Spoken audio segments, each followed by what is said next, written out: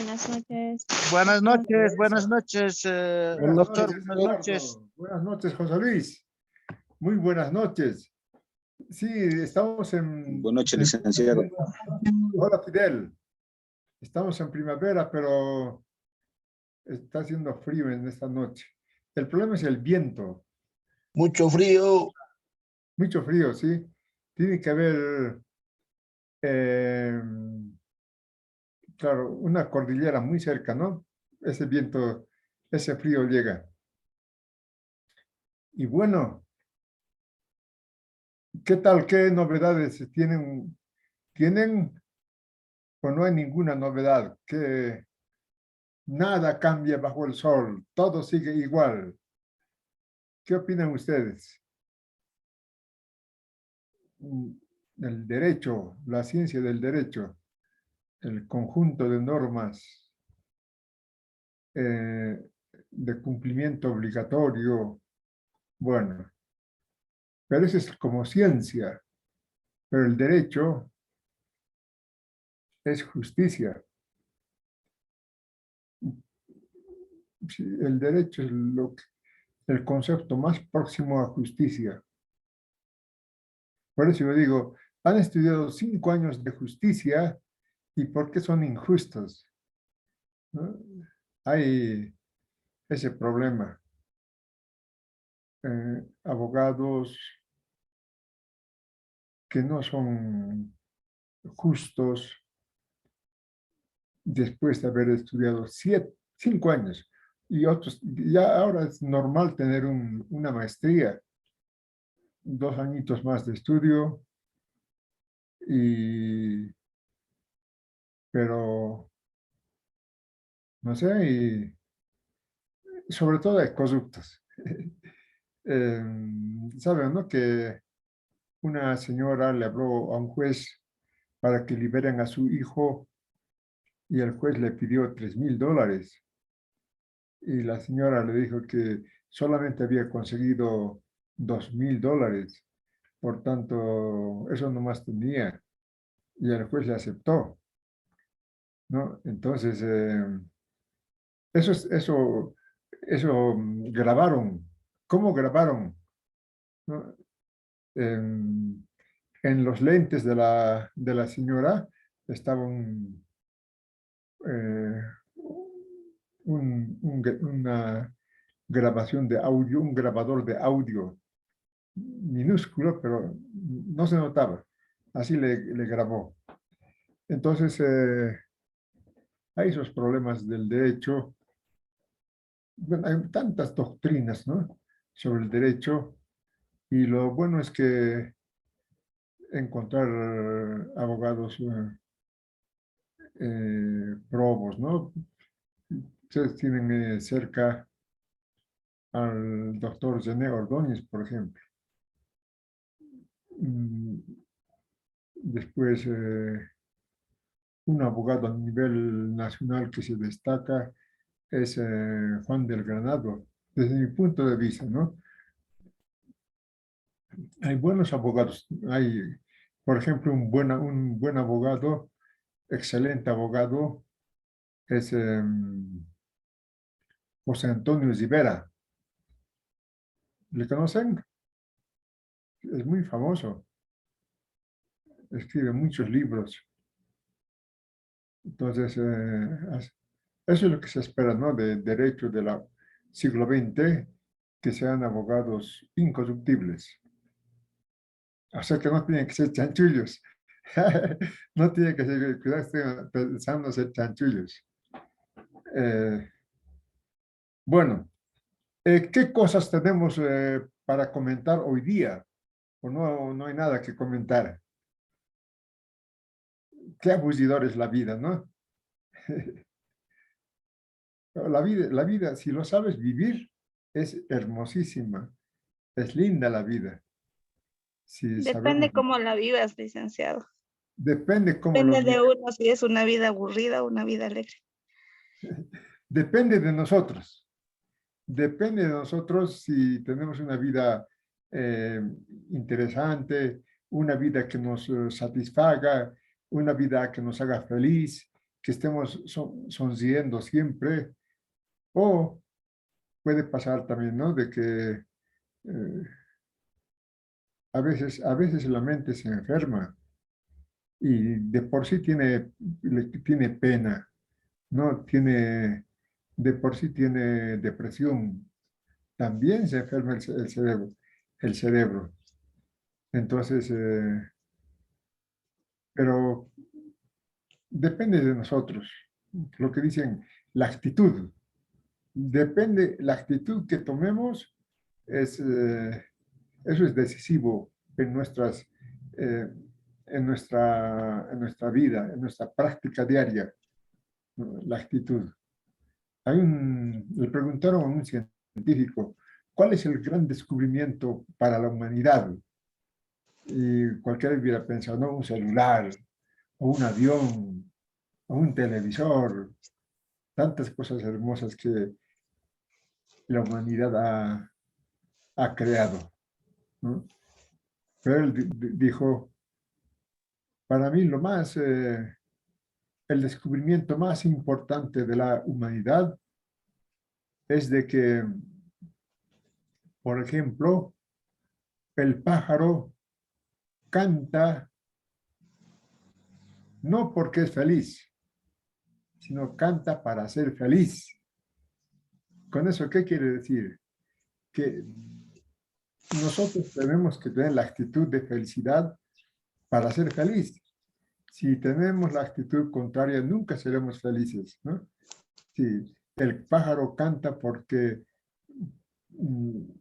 no porque es feliz, sino porque quiere ser feliz, ¿no? Ese es el gran descubrimiento para este científico y parece interesante, ¿no? Muy interesante. En síntesis, si hacemos cosas que nos hacen feliz, vamos a ser felices, ¿no? Lo principal es hacer cosas que nos hagan feliz. Yo siempre me recuerdo de Charles Chaplin. Charles Chaplin decía, un día sin reír es un día perdido. Y el otro día le entrevistaron a este gigante que tenemos, David Santalla, ¿no? David Santalla tiene alrededor de 84 años. 84 años. Ha vencido el cáncer. Ha vencido. Y él dice, hemos nacido para ser felices, ¿no? Y una gran verdad, ¿no? Le conocen, ¿no? A David Santalla, el cómico más importante que ha tenido Bolivia. Así es. Entonces, ¿qué cosas importantes hay en la vida? Pues, por ejemplo, algo que me llamó la atención mucho es de que el presidente de Rusia, Putin, dijo que está dispuesto a conversar con Ucrania para alcanzar la paz, para terminar la guerra y negociar. Y el presidente Zelensky no quiere negociar, pero ha recibido la presión de Estados Unidos para que negocie también. O sea que siendo optimistas, está próximo el fin de la guerra entre Rusia y Ucrania. Saben, ¿no? Que Ucrania ha retomado varias, Gerson, por ejemplo, una ciudad muy importante, ¿no? Se replegaron los rusos, ¿no? Entonces le preguntaron al ministro de Defensa, ¿por qué se han replegado? Y respondió el ministro de Defensa de Rusia, más importante para nosotros es la vida de nuestros soldados. Hemos cuidado la vida de nuestros soldados. ¿O qué dice José Luis? Eso, por ejemplo, es bien importante,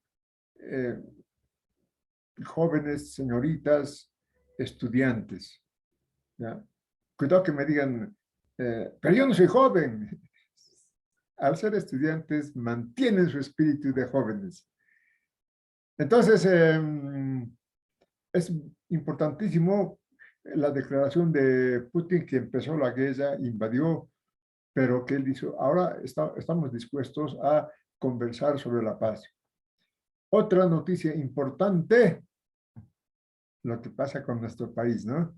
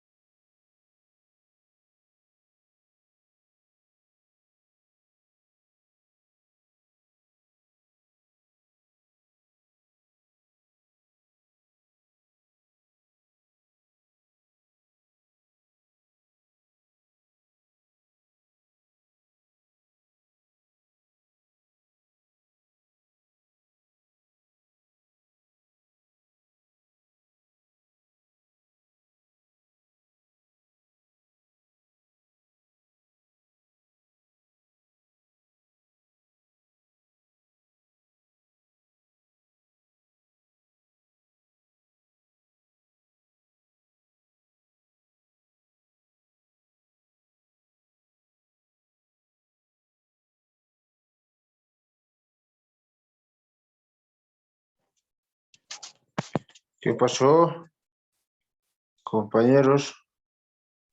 ¿Eso qué habrá pasado?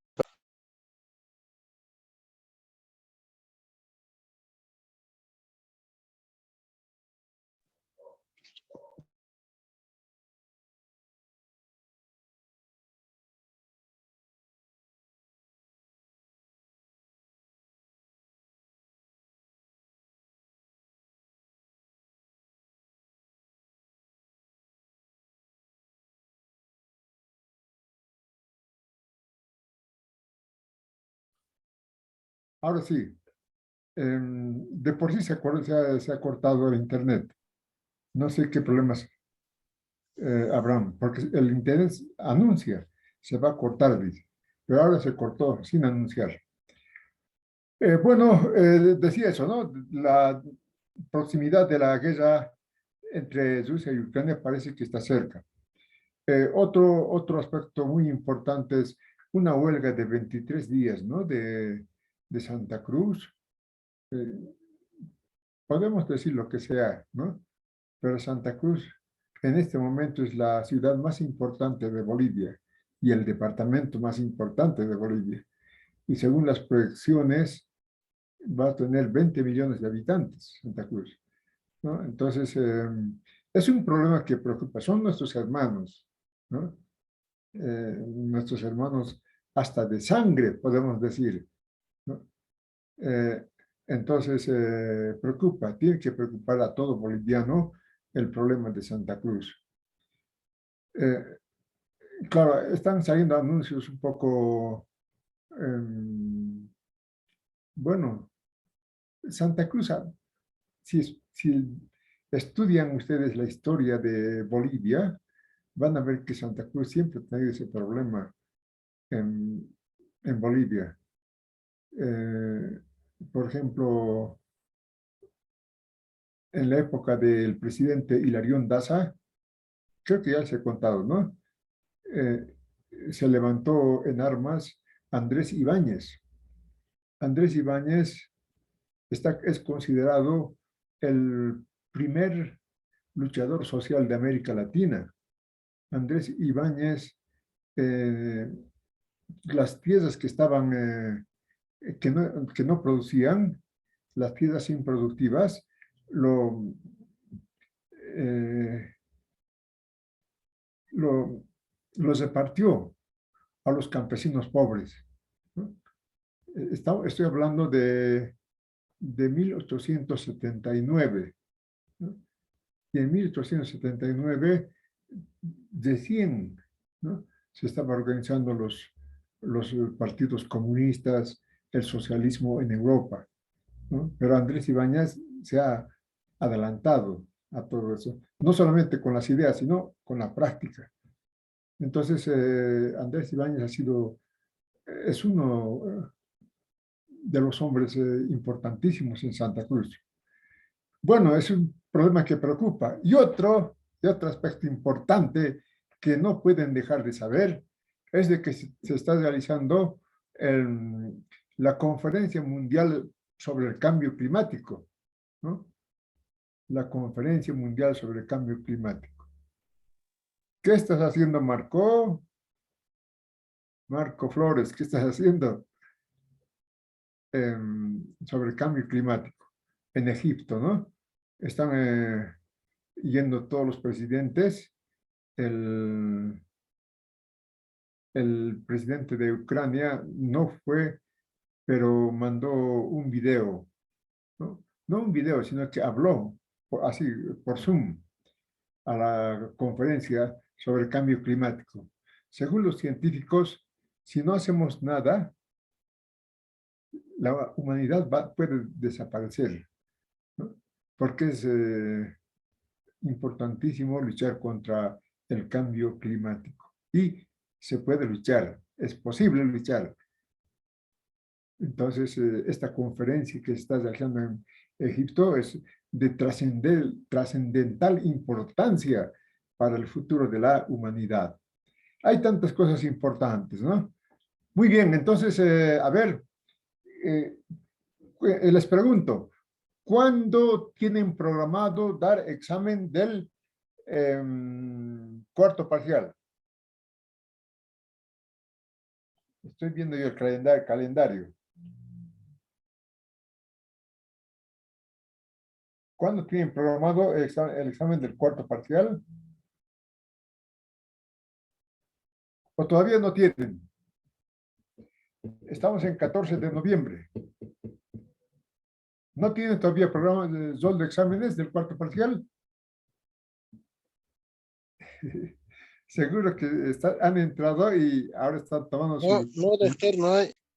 José Luis, ¿cómo es? Aún no hay, doctor. Sandy, por favor, apaga tu video. Marcos Flores, por favor, apaga tu video. No sé qué, dónde estás yendo, algo está...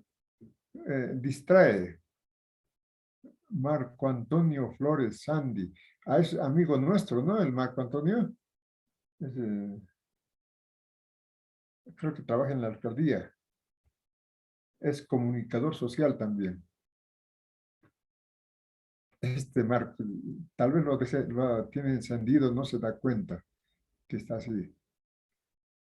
Entonces, 14, estamos en 14, mañana tenemos clases y ¿cuándo quieren dar examen del cuarto parcial?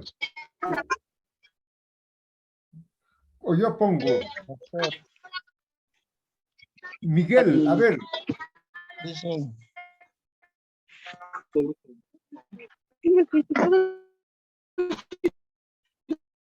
Cuarto parcial, podemos... Tenemos programado un examen este día 29 de miércoles. noviembre del cuarto parcial, ¿están de acuerdo? El 29 de noviembre. Ya fue.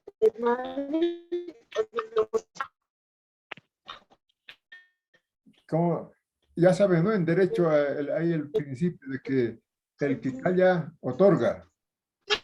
Entonces, como están calladitos, Lice, no dejan escuchar, los compañeros están activando su audio. mi audio está encendido. Dicen, por favor, ¿nos puede volver a repetir? No hemos escuchado bien. Sí. Podemos dar examen de teoría el martes 29 del cuarto parcial y examen de extensión el martes 6.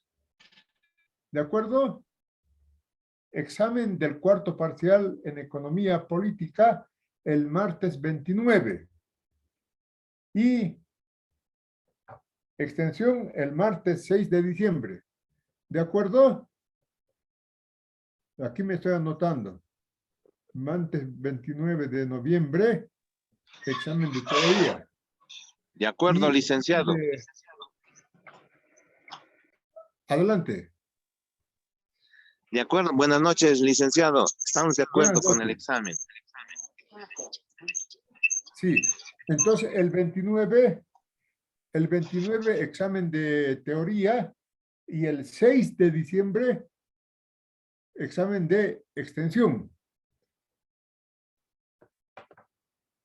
O sea que tenemos clases mañana y una semana más de clases. Y después nos preparamos para el examen. Ya, pueden preguntarme todo lo que deseen. Porque ahora entra toda la teoría de la ganancia. Hay que hacer varios ejercicios. Entonces, ¿Y el examen, licenciado, va a ser virtual o presencial? eso depende de ustedes, ¿ya? Si ustedes me dicen queremos virtual, no hay ningún problema. Si me dicen que es presencial, tampoco hay problema. Más depende de ustedes. Pero no se van a confiar ahora, porque sea virtual o sea presencial, los ejercicios son complicados. Entonces tienen que estudiar duro. ¿Cómo es? ¿Quieren virtual o van a definir Virtual. después? Virtual, doctor, virtual. Virtual, licenciado. Virtual, licenciado. Virtual, licenciado, buenas noches. Virtual, doctor. Sí, Virtual. que sea virtual, doctor. Virtual. Oficialmente, el examen virtual, del dice. corto parcial va a ser virtual. ¿Listo? Listo, Muy de licenciado, acuerdo, doctor. virtual. Aprobado. Me toma en Docente, cuenta, una licenciado, en la consultita. lista. Me he prestado celular del otro compañero, estamos al lado. No tengo megas. Pero como tenemos clases mañana ya me pueden decir, no queremos virtual, queremos presencial nomás. No hay problema. ¿Ya? Depende de ustedes. Pero aquí, en este momento, estamos haciendo virtual, como una propuesta del docente. ¿Ya? Entonces, ustedes consultan entre ustedes y Mañana, mañana Cabildo. pueden decirme que si quieren virtual o quieren presencial. O sea que, repito, el 29 examen de teoría y el 6 examen de extensión. Vamos a pasar clases mañana y después una semana más. Y vamos a dar por terminado el programa. A ver, seguido, entonces empezaremos con nuestra clase. Le hice una consultita, va a disculpar. Adelante. Adelante. Va a haber algunos estudiantes que puedan ser eximidos para el cuarto parcial en su materia? Esa es la pregunta. ¿Y quiénes eximen? Las notas, según, bueno, hay a los docentes que nos dijeron que las notas que ya les sale, pues arriba de 60 puntos. Imposible. Yo no sé si hubiera algún docente que está haciendo eso, sería pasible de un proceso universitario. En la universidad no hay eximidos. En colegio, alguna vez se implementó la categoría de eximidos, ¿no? Justamente los Ay, que veían por un docente, buen ay, promedio. Pero en la ay, docente. universidad En nunca la he visto universidad también en varias carreras, no solo la carrera. Entonces ya hay docentes que pues por el esfuerzo que han realizado durante casi toda la gestión, ¿no? Se les valora y pues sacan un porcentaje de las notas para el cuarto parcial. Bueno, yo respeto esa decisión, pero en mi materia no. No hay. Además, estuve viendo, todos tienen que aprobar el cuarto parcial para aprobar la materia. Casi no hay un estudiante que esté por los 60 en promedio, ¿no? En promedio.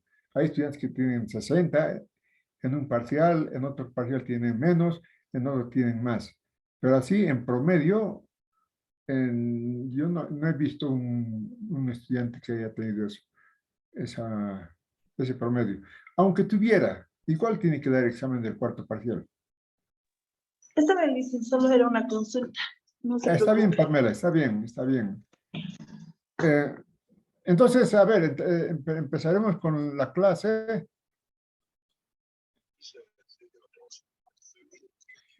Relaciones económicas internacionales y el comercio interno. Esto es materia de examen del cuarto parcial, ¿no? Entonces, hemos explicado en la anterior clase sobre las relaciones económicas, comerciales e internacionales. Hemos explicado las relaciones real de intercambio. ¿En qué consiste las relaciones real de intercambio? ¿No? Y hemos dicho, ¿no?, de que los productos industrializados van incrementando sus precios y los productos, las materias primas, van reduciendo de precio. Entonces, a medida que ocurre esa diferencia, incremento de precios y decremento de precios por el lado de las materias primas, entonces da una relación real de intercambio negativo para los países, como decía Zabaleta Mercado, para los países atrasados. Y para los países desarrollados es favorable. ¿Y por qué ese problema? Claro, en los países desarrollados controlan el mercado mundial de materias primas, ¿no? Por ejemplo, el mercado de estaño, por ejemplo. ¿Dónde se fija el precio del estaño? Es en el mercado de Londres, ¿no? Y así de todos los minerales, en los grandes mercados de Londres o de Nueva York. Entonces, ellos son los que manejan el desenvolvimiento de los precios según los intereses que ellos tienen, ¿no? Entonces, eso es la relación real de intercambio, ¿no? Cada vez se reproduce esa diferencia. Los precios de los productos industrializados van creciendo, en cambio los precios de los productos de las materias primas de los países que producen únicamente materias primas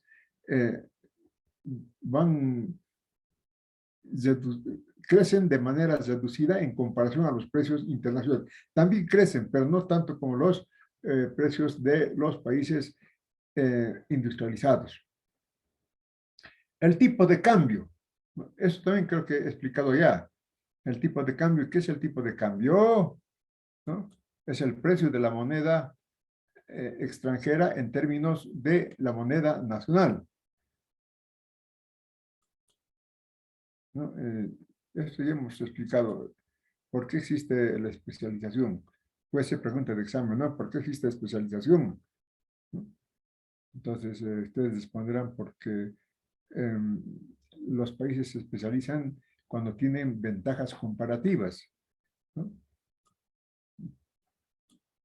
Pero y hay dos teorías, la teoría clásica y la teoría proteccionista.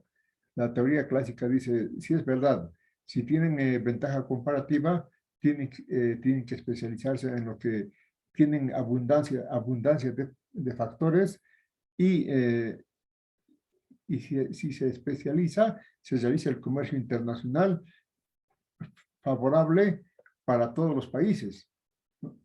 Esa es la teoría de la teoría clásica, ¿no? Por ejemplo, España se especializa en producción de vino e Inglaterra en producción de telas. ¿Por qué? Porque España tiene abundancia de factores, piezas productivas para producir uva y por tanto puede producir a costos menores vino en comparación de Inglaterra.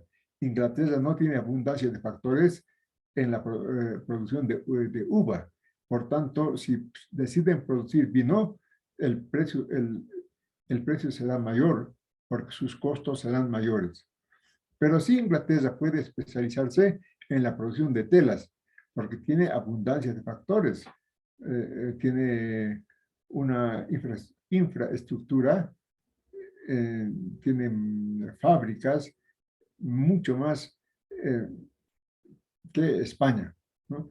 Entonces, produciendo telas, produce a bajos costos y ese bajo costo favorece a España, comprará telas a bajo costo y como España tiene ventaja comparativa en la producción de vino, producirá vino a bajo costo y podrá vender a Inglaterra, ¿no? A bajo costo. Por tanto, salen beneficiados los dos países. Esa es la teoría clásica del comercio internacional. ¿Por qué los países se especializan?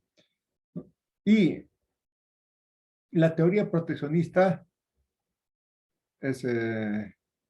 refuta esta idea, porque dice, España no importa que produzca telas a costos elevados, no importa. Pero va a llegar un momento que si protegemos la industria de telas, si protegemos con aranceles de tal manera que no entren productos de Inglaterra y compitan con las telas de España, entonces va a llegar un momento en que la tecnología, las inversiones para la producción de telas pueda hacer que se produzca a precios competitivos y pueda competir con las telas de Inglaterra. ¿Y por qué? Porque hay que industrializar el país. Esa es la teoría proteccionista. No hay que industrializar. En Bolivia es importante la teoría proteccionista y la teoría del libre cambio, ¿no? La historia de Bolivia es interesante, ¿no? Entre los grandes proteccionistas tenemos a Isidoro Belzu, y entre los grandes y liberales tenemos a Melgarejo, ¿no? Y así podemos, es la historia de Bolivia, la contradicción entre proteccionistas y librecambistas. Entonces, esas son las dos teorías, ¿no? Sobre el comercio internacional, proteccionismo y el libre cambio, ¿no? La relación real de intercambio, el tipo de cambio. Existen dos tipos de cambio. El tipo de cambio fijo, el tipo de cambio flexible. El tipo de cambio fijo es cuando el Estado determina, ¿no? Cuánto vale la moneda extranjera en términos de moneda nacional. Ejemplo, ¿cuánto vale un dólar? Un dólar vale 6.96 bolivianos, ¿no? Y eso casi no se mueve, ¿no? Si se mueve es muy poco. Ese es el tipo de cambio fijo. Y el tipo de cambio flexible es cuando se deja al mercado que pueda fijar el precio de la moneda extranjera, ¿no? Tipo de cambio flexible. Son dos políticas que adoptan los estados. El estado puede decir, bueno, nos conviene el tipo de cambio fijo, o puede decir, nos conviene el tipo de cambio flexible. Pero hay estos dos tipos de cambio. La devaluación y sus efectos. ¿Qué es una devaluación? Si la moneda extranjera, ¿no? Lo medimos con respecto a la moneda nacional, si el precio de la moneda extranjera, de la divisa, por decir, voy a poner un ejemplo en términos redondos, ¿ya? Un dólar vale 7 bolivianos, ¿no? Un dólar vale 7 bolivianos. ¿Y qué pasa? En este momento hay ese debate, ¿no? Entre los especialistas en economía, con el gobierno, que tiene también sus economistas, y dice, el gobierno dice, hay que mantener el precio de la divisa. No necesitamos devaluar. En cambio, la oposición, en realidad la oposición dice que está sobrevaluada el dólar y por tanto necesitamos devaluar, dice, ¿no? ¿Y cuál es el argumento? El argumento es de que si devaluamos los precios para exportar van a ser competitivos y eso favorece a la producción nacional, ¿no? Que vamos a poder exportar. En cambio, si no devaluamos, reduce el precio de los productos importados o el contrabando. Entonces, eso no favorece a la industria nacional. Bien clarito, a ver, ejemplo. $1 vale 7 bolivianos. Con una devaluación podemos llegar a decir $1 vale 8 bolivianos, ¿no? $1, 8 bolivianos. Puede ser incluso más o menos, pero como ejemplo, $1 vale 8 bolivianos. ¿Por qué favorece a la industria nacional esa devaluación? Porque la industria nacional exporta productos en dólares, ¿no? Sus productos vende en dólares. Por decir, por cada $1, antes de la devaluación, recibía 7 bolivianos, ¿no? Pero ahora con la devaluación, por cada $1 va a recibir 8 bolivianos, ¿no? 8 bolivianos.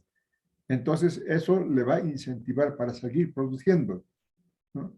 Porque ahora vas a recibir más bolivianos por cada $1. Por eso dicen, esto va a favorecer a la industria nacional. En cambio, si no se devalúa, ¿por qué abaratan los precios importados? Claro, por cada $1, por cada mercancía que llega en dólares, nosotros pagamos en bolivianos una determinada cantidad.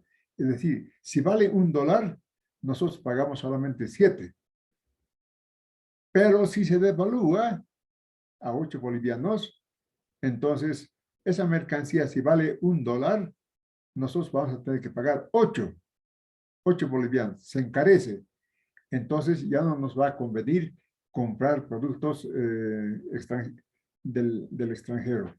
No, esa es la argumentación de por qué se tiene que devaluar, cuáles son los efectos de la devaluación. Entonces, en síntesis podemos decir que hay dos teorías: mantener el tipo de cambio fijo o mantener el tipo de cambio flexible, ¿no? Con un tipo de cambio flexible, supuestamente el precio de la divisa se va a fijar por la oferta y la demanda de divisas, ¿no? Y eso puede favorecer un precio real de la moneda extranjera, puede favorecer a las exportaciones, porque el exportador va a recibir más bolivianos por exportar. Y también, mejor dicho, va a desfavorecer con la devaluación a los exportadores de otros países, porque nosotros vamos a tener que pagar más bolivianos por cada $1, ¿no? Entonces son los efectos de la devaluación. Ahora, ¿cuál es mejor? ¿Cuál no es mejor? ¿No? Eso depende de decisiones de política económica, ¿no? ¿Cuáles serán los objetivos, ¿no? del gobierno? Por ejemplo, el gobierno actual, el objetivo es mantener la estabilidad, ¿no? Mantener la estabilidad de precios de tal manera que no suframos efectos adversos. Y lo que decía Roger Cortés, ¿le conocen a Roger Cortés? Decía, el problema de la oposición de que no sabe ganar al electorado. ¿Por qué no sabe ganar al electorado? Porque ellos proponen la devaluación y eso asusta a cualquiera, una devaluación, ¿no? Entonces, en una elección, el boliviano vota por la estabilidad. Bueno, esos son los efectos de la devaluación. Una consulta, licenciado. Adelante.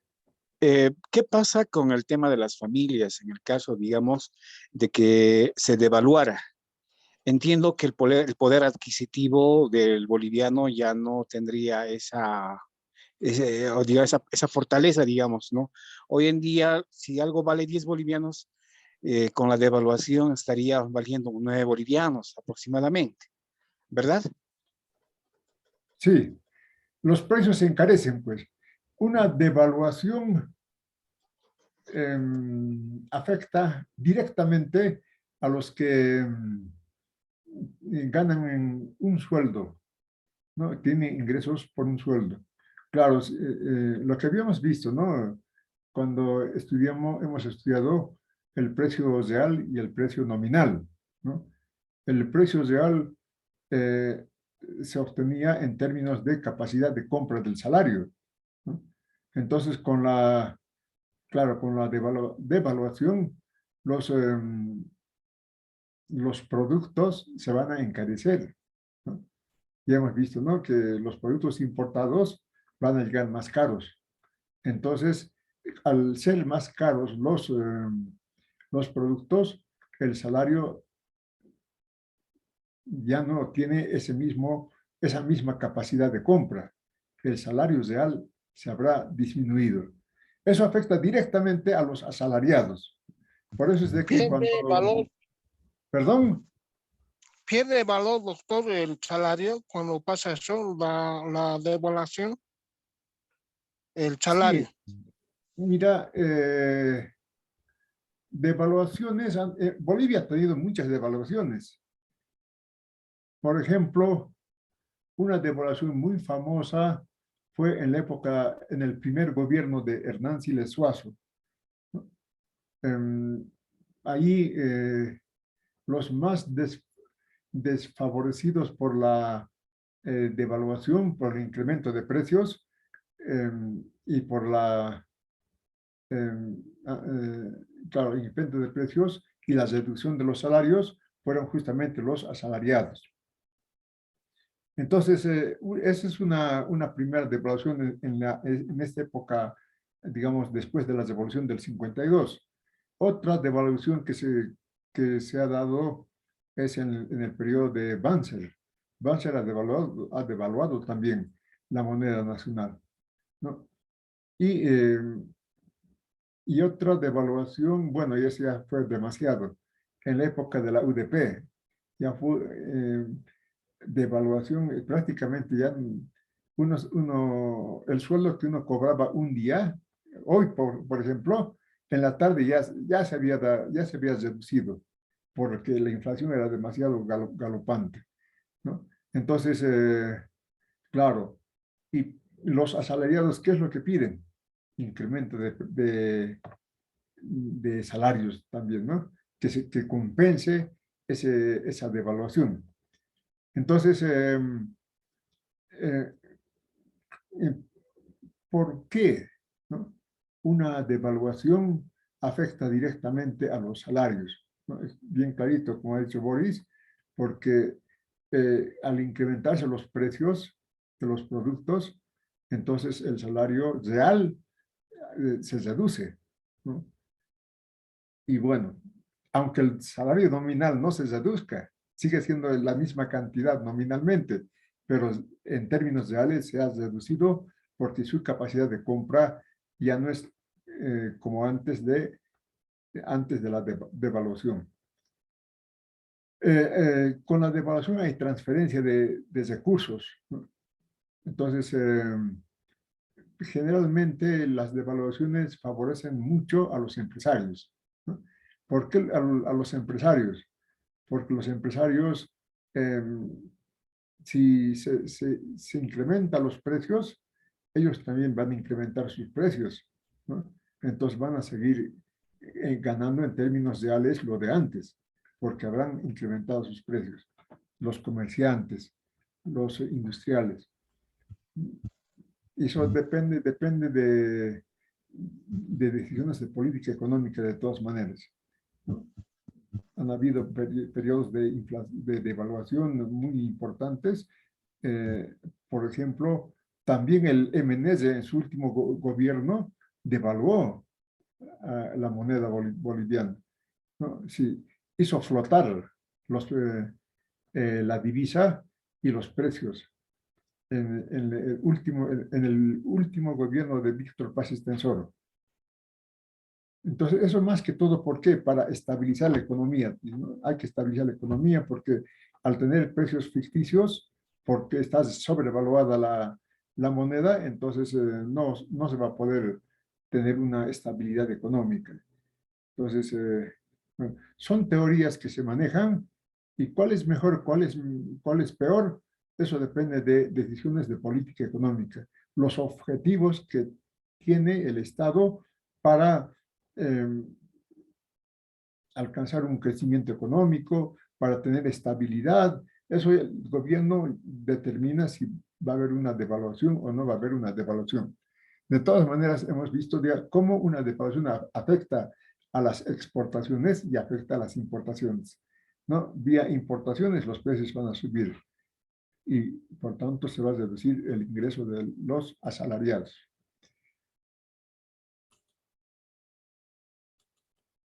Entonces, los regímenes de convertibilidad, ¿no? Hay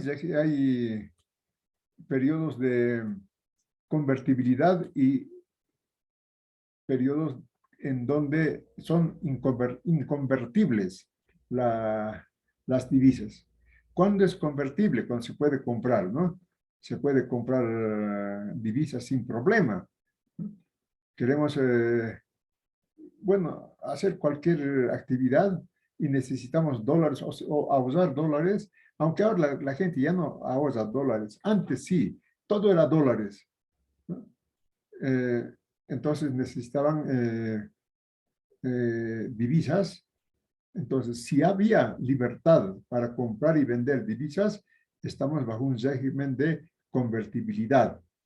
Pero hay periodos en donde no se puede, está prohibido comprar divisas. Es casi como un delito. Por eso aparece el mercado negro, ¿no? En el mercado negro es justamente donde se compra y se vende divisas, pero de manera, hasta podemos decir, oculta. Cuando el régimen es inconvertible, no se puede convertir. Ya se contó, ¿no?, de que en Argentina, por ejemplo, no se puede comprar dólares, ¿no? ¿Por qué no se puede comprar? Porque está prohibido, hay pocos dólares para pagar la deuda, por tanto, es un régimen de inconvertibilidad el peso argentino. En cambio, boliviano es un régimen convertible, ¿no? Sin ningún problema podemos comprar divisas nosotros, sin ningún problema. Los bloques económicos. Esto es importantísimo porque los países se reúnen en bloques económicos. ¿Para qué? Primero, para tener comercio entre ellos, ¿no? ¿Y por qué entre ellos? Porque un país pequeñito, un país solo, no tiene un mercado grande, ¿no? Entonces, para tener mercados grandes, para tener muchas inversiones, para hacer crecer su economía, entonces van formando bloques económicos, ¿no? Y el bloque económico más importante es el bloque de la Unión Europea, ¿no? Este bloque económico, la Unión Europea, prácticamente ha alcanzado objetivos que ha superado la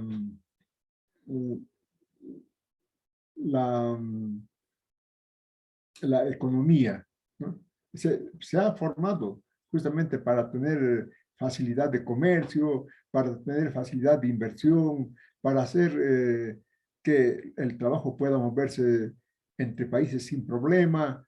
Eran objetivos económicos, pero ha superado ampliamente esos objetivos porque, por ejemplo, han creado una sola moneda, ¿no? Eso es bastante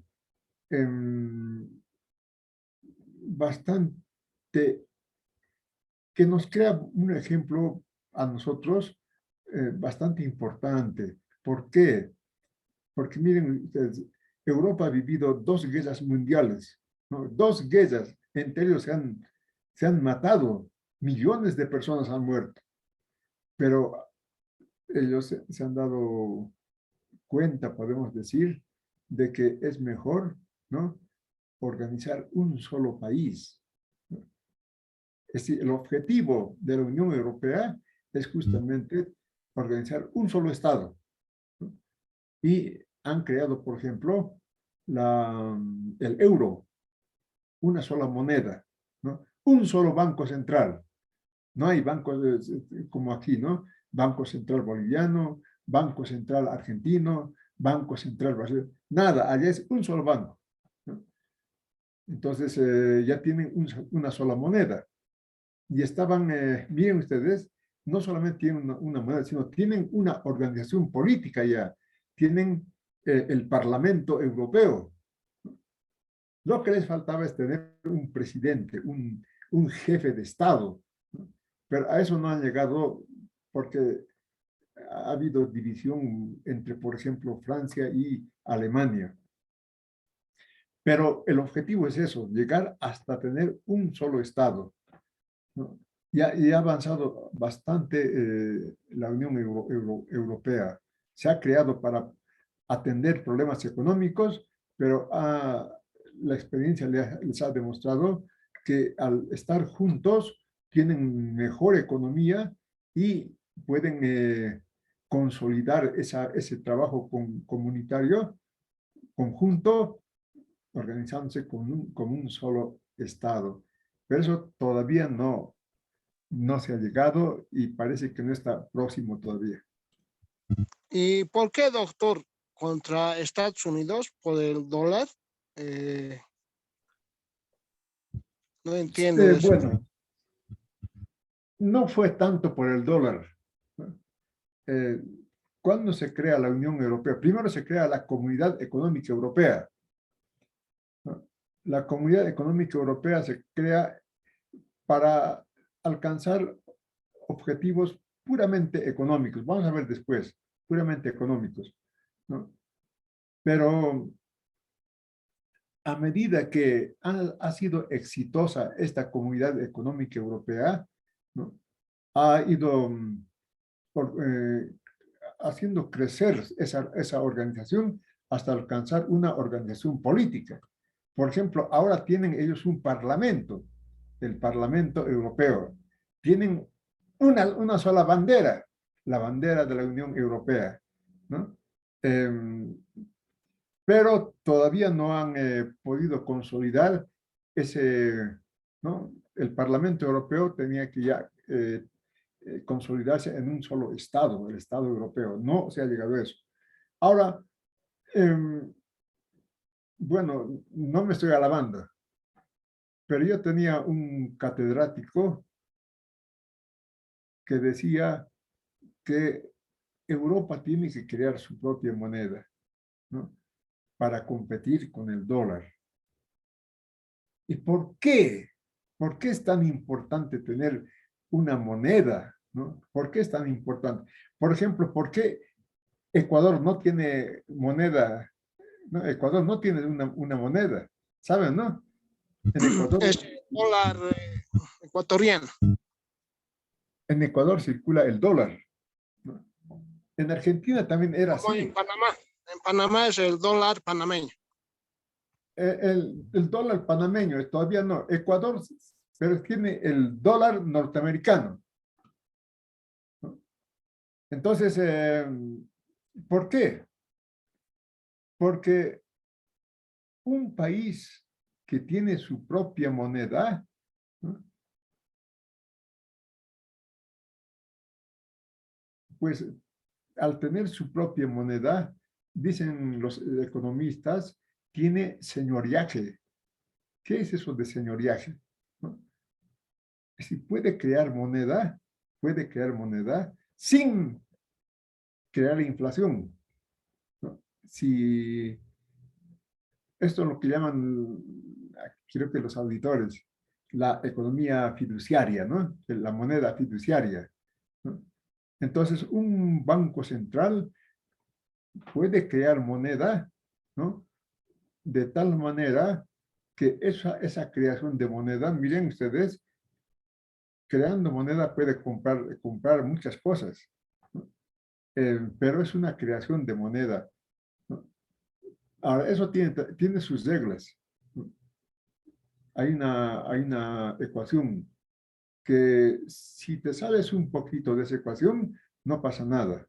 Pero si te sales mucho de la ecuación, ya vas a crear inflación y vas a tener problemas económicos, ¿no? Entonces, decía este economista, Ramón Tamames se llamaba, o se sigue llamando Ramón Tamames, decía, Estados Unidos crea moneda, ¿no? Para hacer el comercio internacional, para su beneficio. ¿Y por qué nosotros no podemos crear una moneda, ¿no? Para hacer nuestro comercio internacional, para nuestro beneficio? Entonces, Estados Unidos compra oro. perdón. Oro compra Estados Unidos. Se acapara de todos los yacimientos naturales. Eso es, mire, me gusta a mí esa economía me gusta mucho la economía monetaria. Entonces, en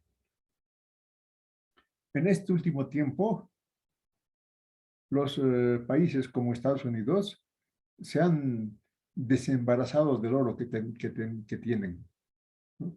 Claro, ellos siguen teniendo mucho oro en sus bodegas, ¿no?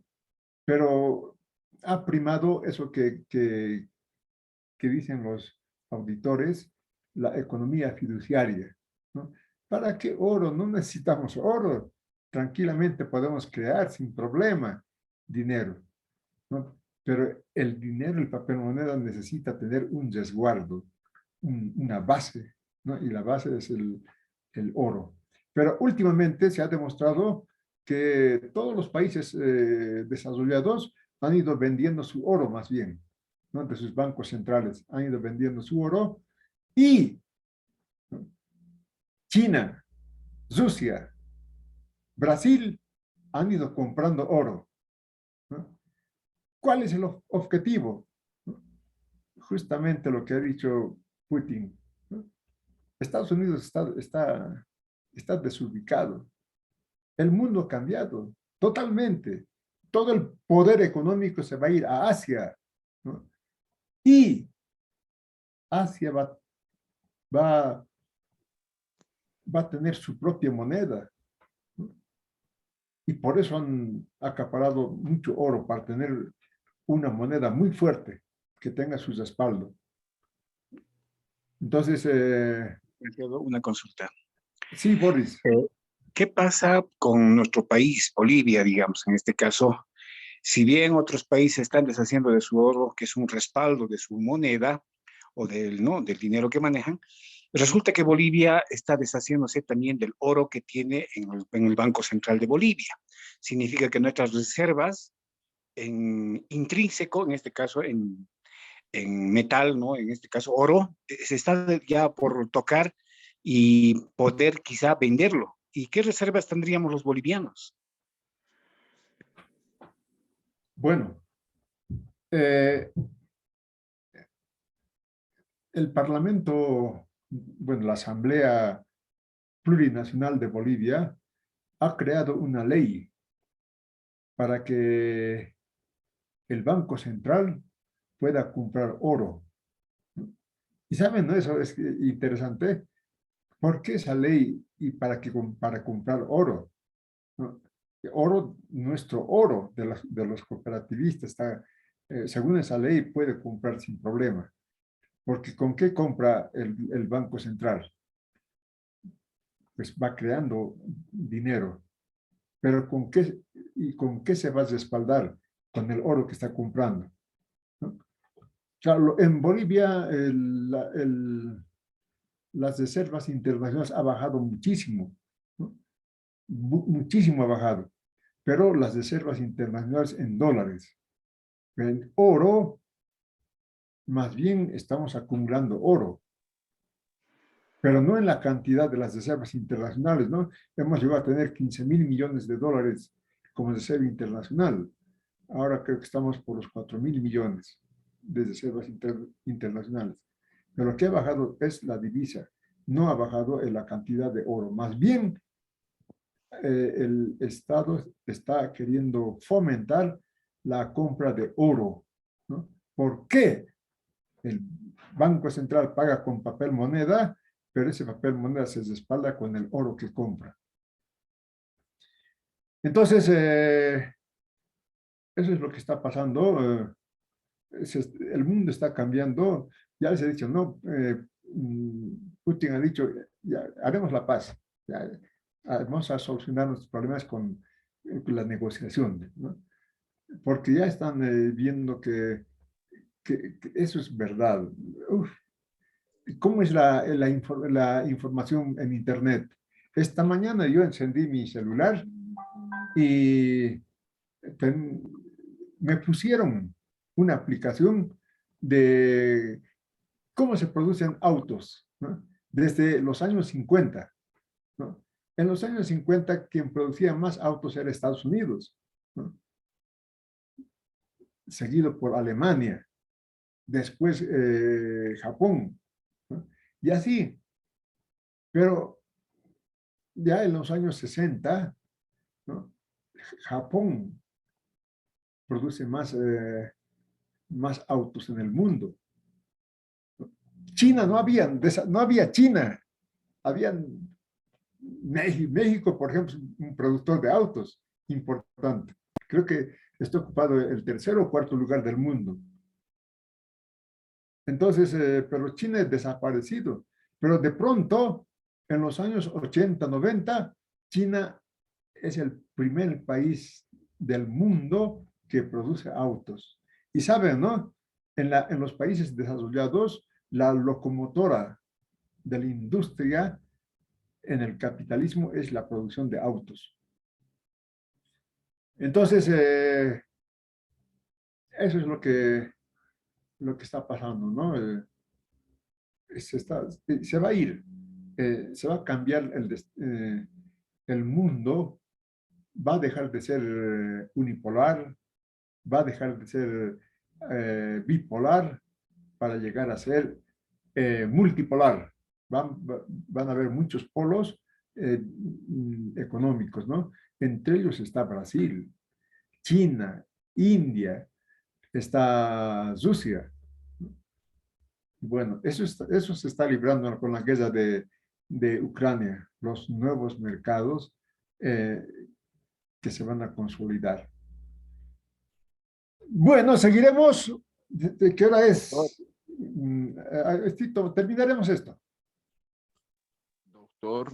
Los bloques económicos de la Unión Europea, aquí está, esto van a ir con calma. Este es el origen de la Unión Europea, el Tratado de Roma, ¿no? Cláusulas evidentemente económicos, eliminar los aranceles aduaneros, adoptar un solo arancel externo, libertad de movimiento de trabajo y capital, políticas comunes en materia agrícola y transporte, coordinar políticas monetarias, ¿no? Así empieza la Unión Europea, ¿no? Pero ahora ha llegado mucho más lejos, ¿no?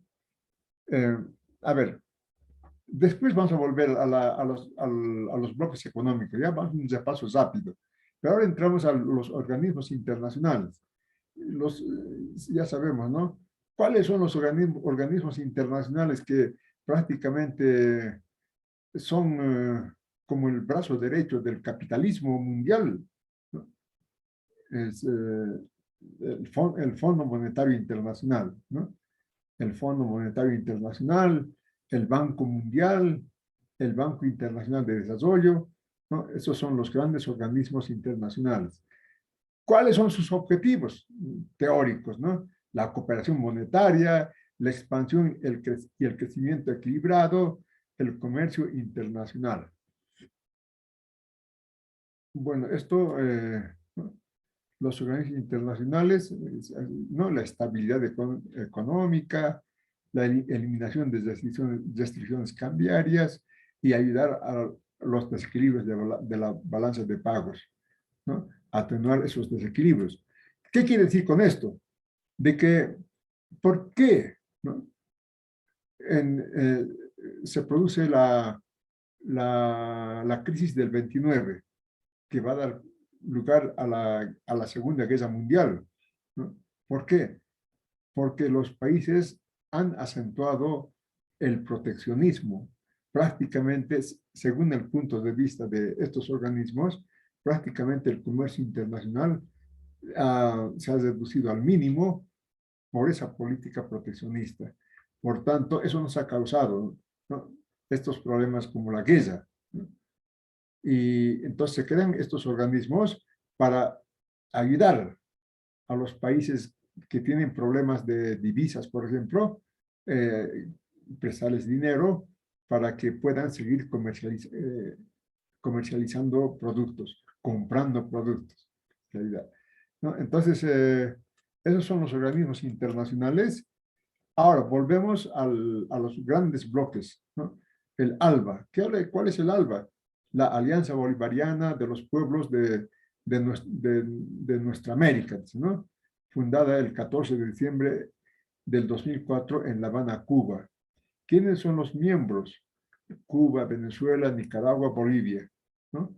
Es una plataforma de integración de los países de América Latina y el Caribe. Claro, la idea es que este ALBA empiece a crecer, ¿no? Y puede llegar a crecer, ¿no? Aquí, por ejemplo, puede integrarse Colombia, pues, Chile, pues, Argentina, pues, ¿no? Más depende de la política, ¿no? Ya, son gobiernos de izquierda que pueden integrar y hacer crecer el ALBA y claro, lo que se llama el país continente, formar un país continente. Otro bloque económico, la comunidad andina, ¿no? Bolivia, Ecuador, Perú, Colombia, son miembros de la comunidad andina. Otro bloque, el Mercosur, ¿no? El Mercosur está Argentina, Brasil, Paraguay, Uruguay, Venezuela. Y Bolivia está como invitada, no es miembro de pleno derecho, pero está como invitada el Mercosur. Y el ALCA es Área de Libre Comercio de las Américas, está organizado por Estados Unidos, Canadá y México. No, volvemos al Fondo Monetario Internacional, aquí van a leer con calma todo lo que es este Fondo Monetario Internacional, ¿no? El Banco Mundial, cuáles son los objetivos, el Banco Internacional de Desarrollo, que es un banco mundial, pero regional. Y por último, la balanza de pagos, ¿no? ¿Qué es la balanza de pagos? ¿No? Es el registro, ¿no? Ustedes pueden entrar por internet al Banco Central de Bolivia, al anuario del 21, de este año todavía no es, del 21 y pueden consultar lo que realmente es una balanza de pagos. Ahí está en detalle lo que es una balanza de pagos. Nosotros aquí decimos, es el registro sistemático de todas las transacciones económicas que se realizan entre los residentes de un país, no solamente los bolivianos, sino los extranjeros que viven en el país y los residentes del extranjero, ¿no? Todas esas transacciones. Entonces, ¿no? Aquí, según el manual de la balanza de pagos del Fondo Monetario Internacional, ¿qué hace? ¿Qué registra la balanza de pagos? Compra, venta de bienes y servicios a cambio de partidas financieras como intercambio de bienes y servicios por créditos, ¿no? Y también los trueques, ¿no? Registra los trueques que realizan es más amplio la idea, no solamente los países, sino los residentes de un país con los residentes de otro país, ¿no? O el canje de partidas financieras, ¿no? Por ejemplo, el reembolso en efectivo de deudas comerciales, ¿no? el suministro y adquisición de bienes y servicios sin contrapartida, por ejemplo, donaciones de ropa y mercancía, o las donaciones de dinero. Todo eso se registra en la balanza de pagos. Es importantísimo la balanza de pagos porque nos muestra en qué situación está nuestro país, ¿no? En cuanto a su balanza comercial, a su balanza de capital, ¿no? A su balanza de cuenta corriente. Es un registro muy importante de la balanza de pagos. Bien, hemos terminado y saben, ¿no? El texto que estamos utilizando para esta parte es de texto de Economía Política de María Alvarado, la última edición. Pero hay una edición más antigua que también le sirve, está en la fotocopiadora Ebenezer. ¿No? Entonces, vamos a dar por terminado este tema. Ya son las 23:20. Muchísimas gracias por la asistencia. No se preocupen por la lista, ¿ya? Yo tengo captura de pantalla de 44 participantes. Toditos los que están registrados tienen asistencia, ¿ya? Y estudien, por favor, estudien. ¿Ya? Estudien y bueno, vamos a tener buenos resultados. Como siempre no hay preguntas porque estamos muy cansados y vamos a descansar. Mañana, pero pueden preguntar. Mañana, Boris es el que entiende más sobre economía, ¿no? Mañana puede preguntar y bueno, estamos para atenderles. Nos vemos entonces. Juventud, no van a decir no soy joven, son jóvenes de espíritu. Chao, hasta luego. Hasta mañana, doctor. Hasta mañana, Leonard. Hasta mañana, César. Hasta mañana. Hasta mañana, doctor. Hasta mañana. Hasta mañana. Buenas noches.